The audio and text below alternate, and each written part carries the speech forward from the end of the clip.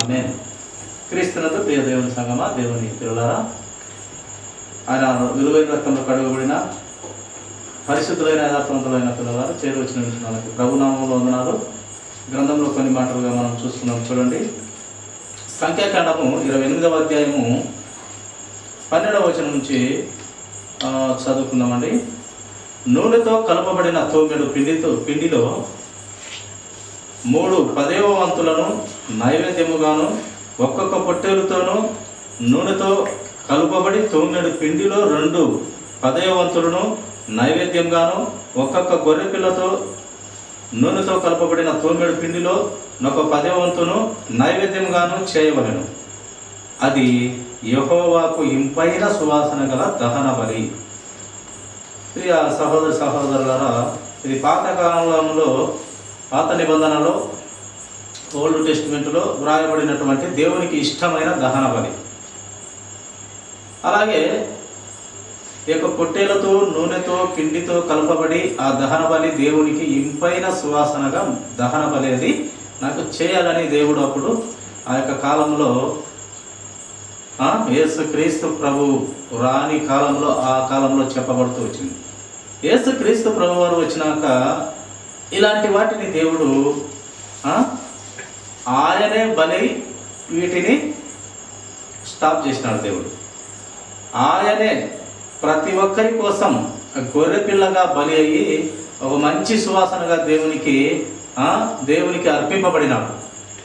ఈ యొక్క గొర్రె పిల్లలో ఏది కలపబడలేదు, కానీ ఏ నూనెతో చేయలేదు, ఏ పిండిని కలపలేదు, కానీ ఆయన పవిత్రుడుగా ఉంటూ పరిశుద్ధునిగా ఉంటూ ప్రతి ఒక్కరి పాపాన్ని ఆయన భుజాల మీద వేసుకొని ఆ కలువరి శిలువలో మరణమై ఒకటే ఒక బలి, ఈ విశ్వంలోని ప్రపంచాలకు అన్నిటికీ ఒక్కటే బలిగా ఆయన పరిశుద్ధ రక్తం ఖర్చు ప్రతి ఒక్కరిని రక్షించాలని ఈ గొప్ప బలి, ఈ బలియాగము క్రీస్తు ప్రభు వారు చేసి మనలను బయట వేసినాడు. అనగా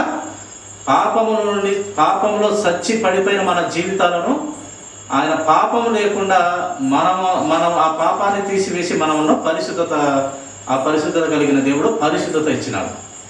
కనుక అప్పుడైతే దేవుడు ఇలాగా ఆ యొక్క ఇంపైన సువాసనగా ఉండాలని ఆ గొర్రెలు పొట్టేళ్ళు వీటితో దేవుడు ఆ సువాసన ఆగ్రహించే దేవుడు, అదే దేవుడు తండ్రి అయిన దేవుడు మళ్ళీ తిరిగి తన సొంత కుమారునే బలిగా తీసుకున్నాడు. ఆయన ఎందుకు?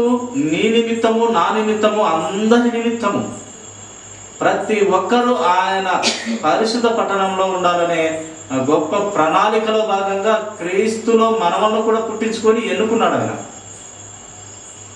క్రీస్తులోనే మనము పుట్టి ఉన్నాము.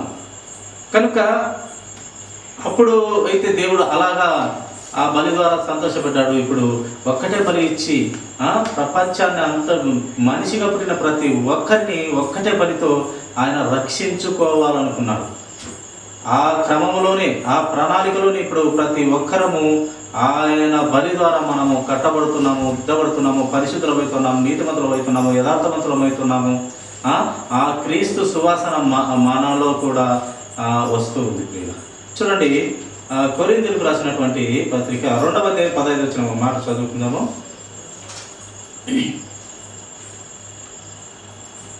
కొరింథీయులకు రాసినటువంటి 2వ పత్రిక 2వ అధ్యాయము 15వ వచనం. రక్షింపబడు వారి పట్లను నశించు వారి పట్లను మేము దేవునికి క్రీస్తు సువాసనయై ఉన్నాము. ఇక్కడ అపొస్తలుడైన పౌలు గారు ఆ కొరింథీ పట్టణంలో ఆయన పత్రిక ద్వారా తెలియపరుస్తూ ఉన్నాడు. ఆ పట్టణస్థులకే కాదు, మనకందరికీ కూడా దేవుని బోధ మన కోసమే దేవుడు వ్రాయించి ఈ గ్రంథాన్ని ప్రతి ఒక్కరి చేతిలో పెట్టినాడు. ఆ పట్టణం కోసం, ఆ ఒక్క పట్టణం కోసమే కాదు, ఆ పట్టణముతో మాట్లాడుతున్నాడు. అలాగే ప్రతి ఒక్కరూ ఇలాగ ఉండమనే దేవుడు, పరిశుద్ధాత్మ దేవుడు వ్రాయించినాడు. పౌలు గారి భక్తుని ద్వారా ఆలోచనలు పుట్టించి పరిశుద్ధాత్మ దేవుడు వ్రాయించినాడు. ఏం వ్రాయించినాడు? రక్షింపబడు వారి పట్లను నశించు వారి పట్లను మేము దేవునికి క్రీస్తు సువాసన అయి ఉన్నాము. క్రీస్తు సువాసన ఏంటి? క్రీస్తు సువాసన? ఆయన క్రీస్తు సువాసనలు కోటాను కోట్ల కొన్ని అన్నీ కాదు, కోటాను కోట్ల మంచి తత్వములు కలిగినటువంటి కోటాను కోట్ల మంచి తత్వములు కలిగిన క్రీస్తు సువాసన, ఆయన ఆలోచనలే సువాసన ప్రియ. ఆయనలో ఏమేమి ఉంటాయి చూడండి, సత్యం ఉంటుంది, నీతి ఉంటుంది, న్యాయం ఉంటుంది, పరిశుద్ధత ఉంది, ధర్మము, ధర్మశాస్త్రము మనకి ఇచ్చినాడు, కోటాను కోట్ల మంచి తత్వములు మనకు నేర్పుతూ ఉన్నాడు, నేర్పించినాడు. అపవిత్రములైన మనము పవిత్రులుగా చేసినాడు. ఎందుకు పనికిరాని మనలను ఆయన పట్టణంలోకి చేర్చుకోనికి ఆశపడ్డాడు. నిజంగా ఎంత పాపంలో మనము, ఎంత పనికిమాలిన మనము, ఎంత చెడ్డ మనసు మనది. బాల్యం నుండి మన బ్రతుకంత చాలా చెడ్డది. ఎంత నీతిగా బ్రతికిన మన బ్రతుకులు బయటపడేసేవాడు ఎవరు లేరు. కానీ ఒక్క క్రీస్తు ప్రభు వారు బయటేశాడు. మనము ఎలాగ బయటేశాడు? ప్రాణము పెట్టి మనము కొన్నాడు. ఆయన రక్తంతో మన పాపాన్ని తీసివేసి ఆ పరిశుద్ధత కలిగిన పట్టణంకు వారసులుగా చేస్తున్నాడు. ఇవి ఆయనలోనే ఉన్నటువంటి కోటాను కోట్ల మంచి తత్వములు కలిగినటువంటి సువాసన కలిగిన జీవితము ఆయన మాదిరిగా పెట్టి, ఆ మాదిరిలో మీరు బ్రతకండి, నాలాంటి సువాసన కలిగిన జీవితము మీలో ఉండాలి, నేను పరిశుద్ధుడైన ప్రకారము మీరు కూడా పరిశుద్ధత, అన్ని విషయంలో పరిశుద్ధత కలిగి ఉండండి, యథార్థంగా ఉండండి, నీతిగా ఉండండి. మీకు ఇచ్చిన ఆత్మ యథార్థవంతమైనదే మొదటిగా. కాకపోతే మీరు ఈ లోకస్తులుగా లేక ఈ యొక్క పాప స్వభావంతో పుట్టినారు కనుక ఇచ్చిన ఆత్మ మంచిదే, గొప్పదే. కానీ మీ మానవ జన్మ పాప స్వభావంతో కూడుకున్నటువంటి మీ యొక్క బాల్యం నుండి చెడ్డ ఏదైపోతుంది. ఆత్మనేమో మంచిదే ఇచ్చాను. మీరు ఈ లోకస్తులుగా మారినప్పుడు, ఈ లోకములో అనుభవిస్తున్నప్పుడు మీరు పాపాత్ములుగా, మీ యొక్క క్రియలు చెడ్డగా కనపడుతున్నాయని ఆయన 2 దఫాలుగా, ఒకసారి నీటి ద్వారా, ఒకసారి అగ్ని ద్వారా మనకు ఆయన ఉగ్రత చూపించినాడు, భయం పుట్టించేలా చేసినాడు. అయినప్పటికీ జనాలు మారట్లేదు. పశువులు, పక్షులు అయినా, లేక గాడిదైనా, పావురమైనా, కాకి అయినా దేవుని మాట విని, దేవునికి లోబడి దేవుని పని చేసినాయి. గాడిద దేవుని మాట విని దేవుని పని చేసి, ఆ గాడిద ద్వారా ఒక ప్రవక్త ద్వారా మనకు బుద్ధి చెప్పించినాడు, ఇలా ఉండకూడదు. ఆ గాడిదకు కనపడుతున్న దేవుడు ఆ బిలాముకు కనపడలేదు. మరి తర్వాత ఆత్మీయ కన్నుల ద్వారా కనపడేలా జరిగింది. అలాగే ఒక కాకి ఏలియాకు ఆహారం తెచ్చిపెట్టింది, మాంసపు ముక్కలు తెచ్చిపెట్టింది, రొట్టెలు తెచ్చిపెట్టింది. కాకి ఎక్కడైనా రొట్టెలు బయట పెడితే, లేక ఒక మాంసం ముక్కలు బయట పెడితే అవి ఎత్తుకొని పోతాయి కానీ తెచ్చిపెడతాయా? కానీ కాకి దేవుని మాట లేదు. పక్షులు, పక్షాదులు, ఈ లోకంలో సర్వ సృష్టి, ఆకాశము, నక్షత్రములు, సూర్య చంద్రులు అన్నీ కూడా, ప్రకృతి అంతా కూడా, పంచభూతాలు కూడా దేవుని మాటకు లోబడుతుంది, భయపడి వింటున్నాయి. కానీ ఒక మనిషి మాత్రమే స్వతంత్రం ఇచ్చిందానో ఏమో, ఆలోచన విధానం నీకే ఇచ్చిందానో ఏమో, నీ అంతటా నీవు ఆలోచన చేసుకుని నీ బ్రతుకు నీవు బ్రతికి స్వేచ్ఛ, స్వాతంత్రం ఇచ్చిందానో ఏమో. కానీ మనిషి మాట, దేవుని మాట మనిషి వినట్లేదు. అన్నీ వింటున్నాయి ప్రకృతిలో. అది మనకు వచ్చిన జబ్బు. అది ఆ జబ్బు పోగొట్టాలంటే ఒక క్రీస్తు వారి ఆ యొక్క మంచి తత్వములు కలిగిన సువాసన భరితమైన జీవితం మనలో ఉంటే అది వెళ్ళిపోతుంది. మంచి సువాసనంగా బ్రతుకుతాం. ఆయనలో సత్యం ఉంటుంది, నీతి ఉంటుంది, న్యాయం ఉంటుంది, పరిశుద్ధత ఉంటుంది, ధర్మము, ధర్మశాస్త్రమే చేతికిచ్చాడు. మంచి కోటాను కోట్ల మంచి తత్వములు కలిగిన సువాసభరితమైన జీవితము ఒక్క యేసుక్రీస్తు వారిలో తప్ప ఈ భూ ప్రపంచంలో దేవతలు, దేవుళ్ళు అనబడిన వారిలో ఎవరిలో లేరు ప్రియుల. ఇది మనము గుర్తించాలి, గమనించాలి. ఎవరైనా చనిపోయి తిరిగి లేచిన వారు ఉన్నారా? ఎవరైనా పరిశుద్ధత కలిగిన వారు ఎవరన్నా ఏ దేవుళ్ళు అనబడిన వారు చెప్పండి? ఎవరు లేరు. పరిశుద్ధత ఏ దేవత, దేవుళ్ళు అనబడిన వారిలో లేదు. చనిపోయిన తర్వాత తిరిగి లేచినటువంటి గొప్పదైన దేవుడు, మహావీరుడు, సూర్యుడైన దేవుడు యేసుక్రీస్తు ప్రభువు తప్ప ఎవరునూ లేడు. పరిశుద్ధత కలిగిన ఆయనే. ఇవి ఆయనలో మంచి సువాసన కలిగిన జీవితం ఆయనలో ఉంది. అంత చెడిపోయిన మన బ్రతుకుల్లో ఆయన సువాసన జీవితాన్ని పెట్టి, ఆయన మాదిరికరమైన జీవితాన్ని మనకు పెట్టి, మనము సత్యములో బ్రతికి, సత్యములో బ్రతుకుట కంటే నా పిల్లలు సత్యములో ఉన్నారంటే నాకు అంతకు మించిన సంతోషం లేదన్నాడు ప్రభువు. వాళ్ళు సత్యంలో బ్రతుకుతుంటే నాకు అంతకు మించిన సంతోషం ఉన్నదా అని దేవుని వాక్యం మనకు వివరిస్తుంది. సత్యంలో బ్రతుకుతే ఆయనకు చాలా ఇష్టం అంట, గర్వంతో బ్రతుకుతే ఆయనకు చాలా కోపం అంట. ఇవి ఆయనకు మంచిని మంచి అని చెప్తాడు, చెడును చెడే అని చెప్తాడు. అవునంటే అవును, కాదంటే కాదు అన్నట్టుగానే క్రీస్తు ప్రభు వారి మాటలు ఉంటాయి. మనలాగా నోట్లో ఏం వేసుకుంటాము, ఉప్పు వేసుకొని చక్కెర అని చెప్పే స్వభావం ఆయనలో ఉండదు. చేదులో మీద తీపి అని చెప్పే స్వభావం ఆయనలో ఉండదు. అందుకే ఆయనలో నుంచి మనం నేర్చుకోవాలి. పౌలు గారు చక్కగా నేర్చుకున్నారు, చూపించినారు, ఎన్నో కష్టపడ్డారు, ఇబ్బందులు పడున్నాడు, సాగులకు కూడా ఎన్నోసార్లు గురైనాడు. కొరడా దెబ్బలు యేసుప్రభు వారు ఒక్కసారే 1 తక్కువ 40 దెబ్బలు తిన్నాడు. అపోస్తులైన పౌలు గారు 1 తక్కువ 40 దెబ్బలు 5 మార్లు తిన్నాడు ఆయన. నిజంగా క్రీస్తు ప్రభు కన్నా, మనం క్రీస్తు ప్రభు గారి కన్నా ఎక్కువ శ్రమలు అనుభవించాడని మనము చెప్పలేము. కానీ కొన్ని శ్రమలే క్రీస్తు కోసము ప్రభువారే విడిచిపెట్టినట్టుగా గ్రంథమే మనకు తెలియపరుస్తుంది. అందుకని క్రీస్తు ప్రభు, అందుకే ఆయన ధైర్యం చేసి బ్రతుకుతే క్రీస్తే చావైతే లాభము, నా నోట వస్తే క్రీస్తు మాట రావాలి కానీ వేరే మాట రాకుండును కాక అన్నాడు ఆయన. అంత భక్తి ఇప్పుడు లేదు ప్రియుల. అలా ఉండాలనే దేవుని వాక్యము ఇలాంటి గొప్ప భక్తులను మనకు పరిచయం చేసి గ్రంథం మన చేతిలో పెట్టిందండి. ఇది పరిశుద్ధాత్మ దేవుడు. కనుక ప్రియులరా, మనము క్రీస్తు సువాసనగా బ్రతకాలనేది దేవుని ఉద్దేశం. క్రీస్తు ఆలోచనలో బ్రతకాలనేది దేవుని సంకల్పము.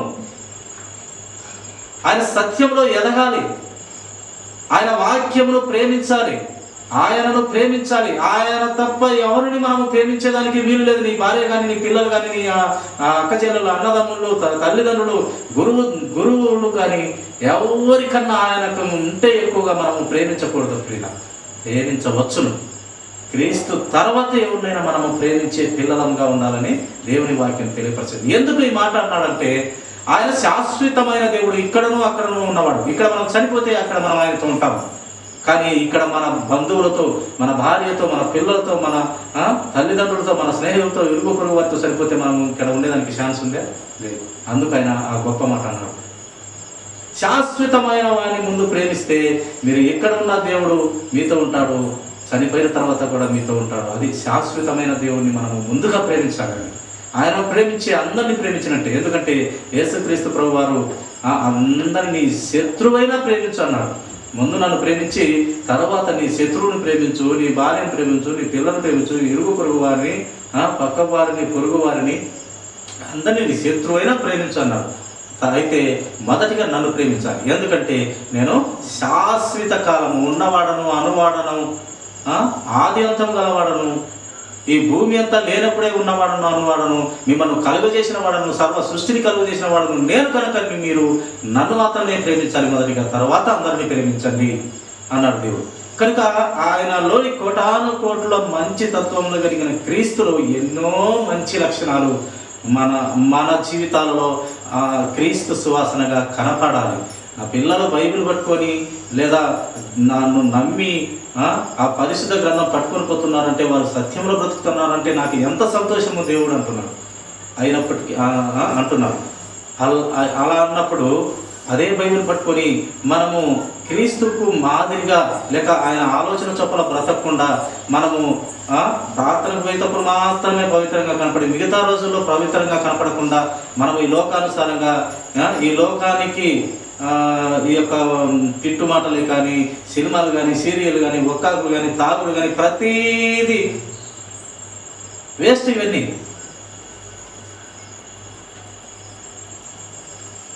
అందుకే భక్తులు చెప్పినారు, వాళ్ళకు వజ్ర వైడూర్యాలు ఉన్నవి, అలాగే భార్యలు ఉన్నవి. రాజుల పరిస్థితి చెప్తున్నాను. రాజులకి వజ్ర వైడూర్యాలు, బంగారు, వెండి ఎంతైనా ఉన్నది. అలాగే వారికి భార్యలు చాలామంది ఉంటారు. ఉపపత్నులు, వాళ్ళు చాలా ఇంకా ఉపపత్నులు ఉంటారు.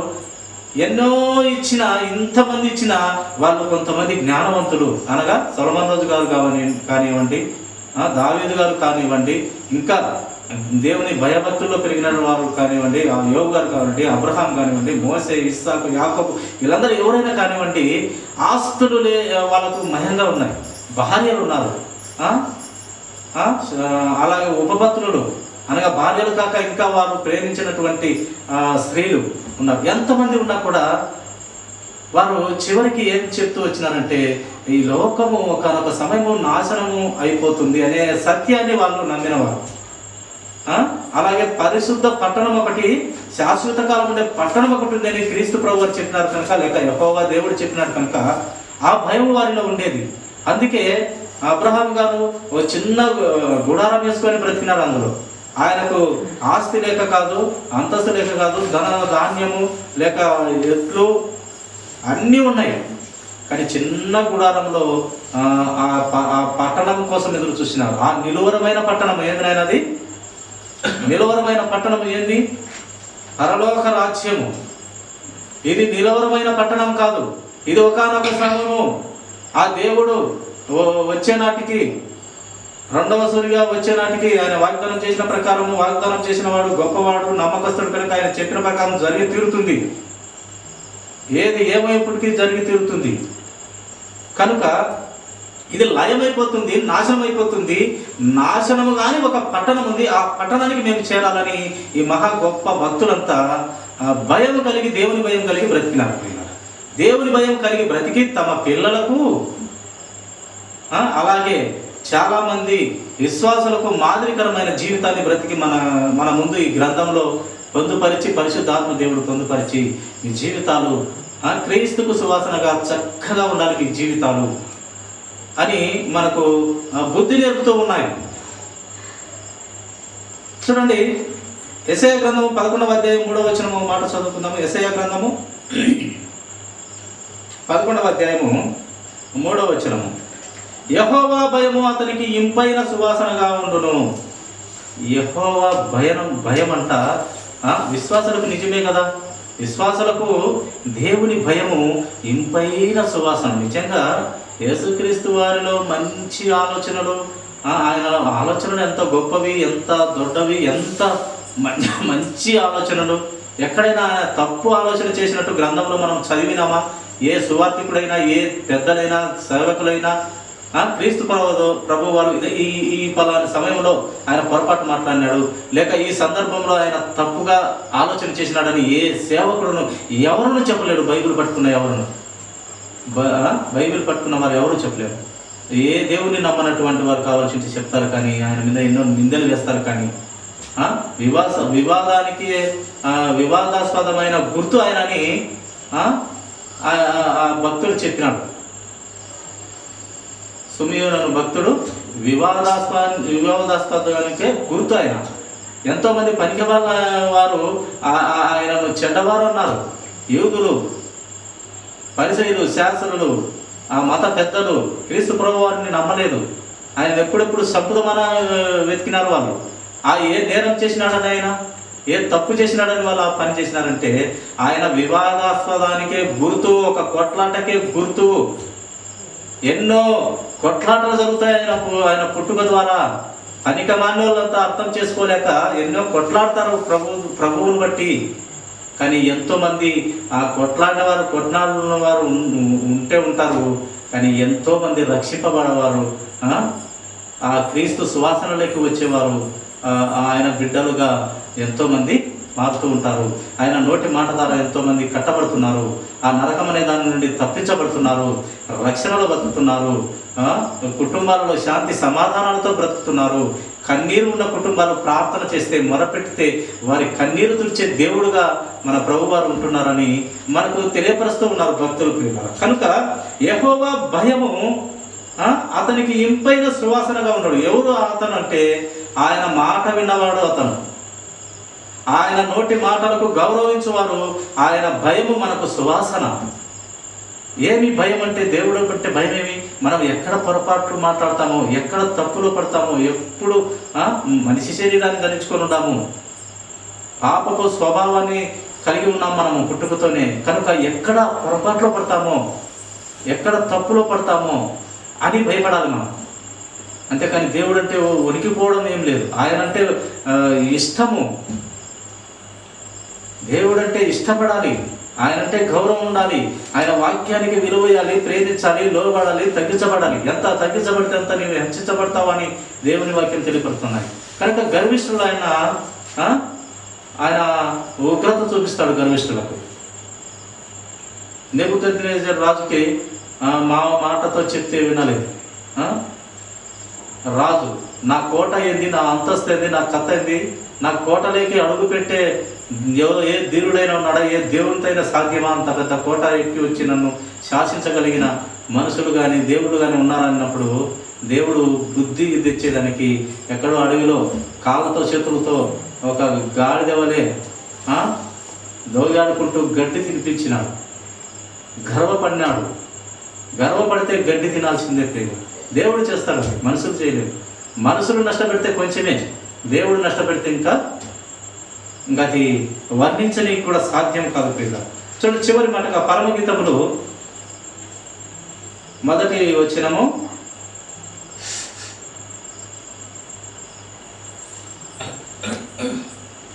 మొదటి అధ్యాయము 13వ వచనం చూసుకున్నాము. నా ప్రియుడు నా రొమ్ము నుండు గోపురమంత సువాసన గలవాడు. చూడండి ఇక్కడ భక్తుడు తెలియపరుస్తున్నాడు, నా ప్రియుడు అనగా యేసుక్రీస్తు ప్రభువారు నా రొమ్ము నుండి గోపురమంత సువాసన గలవాడు. నా యొక్క ఆలోచనలో గొప్ప ఆలోచనలు కలిగిన, మంచి ఆలోచనలు కలిగిన నా ప్రియుడు గొప్పవాడు, మంచి సువాసన జీవితం కలిగిన గొప్పవాడు. ఇది మన క్రీస్తులోని మంచి తత్వములు, సువాసన భరితమైన జీవితాలు కలిగి ఉండటం ప్రియ. ఆయన మంచి తత్వములే ఆయన సువాసన వెదజల్లుతూ ఉంటుంది. నిజంగా ఒక మంచి పేరు కన్నా దేవుని గ్రంథంలో వ్రాయబడినటువంటి మాట ఏమాట, అది మంచి సుగంధ ద్రవ్యాల కంటే మంచి పేరు విన్నా అన్నాడు. సుగంధ ద్రవ్యం అనేది మంచి సువాసన వస్తుంది, అదేది లోక సంబంధమైన సుగంధము మంచి సువాసన వస్తుంది, కానీ ఒక మంచి పేరు దానికన్నా గొప్పది. అలాగే మన క్రీస్తు మంచి తత్వములు కలిగిన ఆలోచనలు అట్టి సువాసన గలవి, మంచి పేరు, ఆయన మంచి లక్షణములు సువాసనగా వెదజల్లుతుంది. చూడండి ఈ యొక్క లోక సంబంధమైన దేవతలు దేవుళ్ళు అనబడే వారికి ఏమస్తాం, ఊదుకడ్డీలు సాంబ్రాణి వేస్తాం. ఎన్ని వేసినప్పుడు ఆ దేవుళ్ళు ఆ దేవతలు అనబడేవారు పవిత్రులా, పరిశుద్ధులా, పరిశుద్ధంగా పవిత్రులుగా బ్రతికింటారు.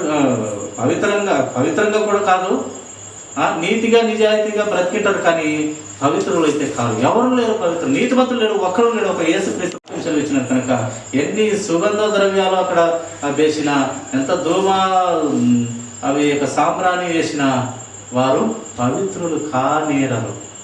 కానీ ఒక్క యేసుక్రీస్తు ప్రభు వారే పవిత్రుడు, నిజమైన దేవుడు, సర్వశక్తిమంతుడు, సర్వలోకమును సృష్టించిన వాడు, నిన్ను నన్ను అందరినీ కన్నవాడు, మనము సత్యంలో బ్రతకాలని ఆశించినవాడు. అలాగే మంచివారిని చెడ్డవారిని ఒకే ఆలోచనతో పిలుస్తున్న దేవుడు. మంచివారిని ప్రేమిస్తున్నాడు, చెడ్డవారిని ప్రేమిస్తున్నాడు. నా బిడ్డ నీవు ఆ నరకంలో వద్దు, నా బిడ్డ నీవు నా దగ్గర ఉండు, నా దగ్గర ఉండి నా మాట విను, నా ఆజ్ఞలు విను, నా విధులు విను, నా కట్టడలు, నా శాసనాలు గైకొనుము. నీకు మంచి రాజ్యం నా దగ్గర ఉంది, పరిశుద్ధులుండే పట్టణము. ఆ పరిశుద్ధుల పట్టణానికి నేనే అక్కడ ఉంటాను, అక్కడ నా దగ్గర ఉండు. ఆ యుగయుగాలు కాలిపోయే అగ్ని ఆరదు, పురుగు చావదు, అక్కడ ఎందుకు అని మంచివారికి నీ చెడ్డవారికి ఆయన వాక్యము, ఆయన భక్తుల ద్వారా, ఆయన జీవితం ద్వారా మనకు తెలియపరుస్తూ ఆ మంచి సువాసనను తెలియపరిచి, ఆ సువాసనలాగా మీ జీవితాలు ఉండాలి, మీరు మంచిగా బ్రతకాలి, మీరు నా దగ్గర తల ఎత్తుకొని బ్రతకాలి, మీరు నిందారహితులుగా అక్కడ నాకు కనపడడానికి వీలు లేదు అంటున్నాడు దేవుడు. నిందారహితులుగా, ఇదో వీడు తప్పు చేసినాడు, ఇదో వీడు నేరం చేసినాడు అనే మాదిరిగా మీరు ఉండకూడదు. తల ఎత్తుకొని సృష్టికర్త అయిన దేవునిలో పాపాలు కడుక్కొని తమ వస్త్రాలను తెల్లగా చేసుకున్న బిడ్డలుగా మీరు నా దగ్గర ఉండాలి. నా రక్తంతో కడగబడి శుద్ధీకరించబడిన బిడ్డలుగా నా ఎదుట మీరు తల ఎత్తుకొని నిలబడాలని దేవుని వాక్యాలు మనకు వివరిస్తున్నాయి. కనుక క్రీస్తు కోటాను కోట్ల మంచితత్వంలో ఆ సువాసన కలిగిన జీవితం మనం అందరం ఉండాలని దేవుడు కోరుతున్నాడు. కనుక అటు స్థితిలో మనం ముందుకు కాక ఆయన మంచి ఆలోచనలు కలిగి మనము దేవునిలో ఎదుగుము కాక ఈ కొద్ది మాటలు దేవుడు దీవించునుగా.